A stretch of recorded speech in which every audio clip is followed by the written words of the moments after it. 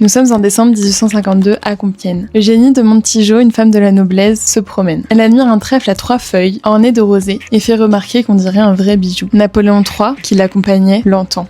Le lendemain, il envoie son émissaire à Paris pour aller chercher une branche exceptionnelle, ornée d'émeraudes et de diamants, à l'image du fameux trèfle vu en promenade. Ce bijou est une déclaration d'amour. Il l'épousera contre l'avis de sa famille et déclarera « J'ai préféré une femme que j'aime et que je respecte à une femme inconnue dont l'alliance a des avantages mêlés de sacrifices. » Désormais impératrice, Eugénie portera cette broche toute sa vie. Elle le portait au centre de son corsage, comme on peut l'apercevoir sur plusieurs tableaux d'époque. Elle aimait tant ce trèfle qu'elle en fit commander un deuxième, cette fois-ci en diamant et émail, et c'est d'ailleurs celui-ci qu'on connaît aujourd'hui. Lorsque l'Empire s'est effondré, on raconte qu'elle a fui avec simplement un anneau d'or et ce trèfle si précieux. En plus d'être un témoignage d'amour et le symbole de cette anecdote intime entre les deux amoureux, le trèfle a une deuxième signification. En effet, ces 3 feuilles peuvent renvoyer à la Trinité chrétienne, le Père, le Fils et le Saint-Esprit. Après la mort de l'empereur, elle renonce à tous ses bijoux de couleur, dont ce trèfle qu'elle aimait tant. Elle le reportera une dernière fois, lors du départ de son fils à la guerre, comme un talisman. Après son décès, elle ne le portera plus jamais et le lèguera à sa dame d'honneur, qui l'avait suivi dans son exil. Ce trèfle aura marqué sa vie d'une façon si spéciale, que pour le mariage de sa filleule avec le roi d'Espagne, elle commandera chez Chaumet une tiare ailée avec en son centre ce motif qu'elle aura chéri toute sa vie, un trèfle, cette fois-ci tout en diamant.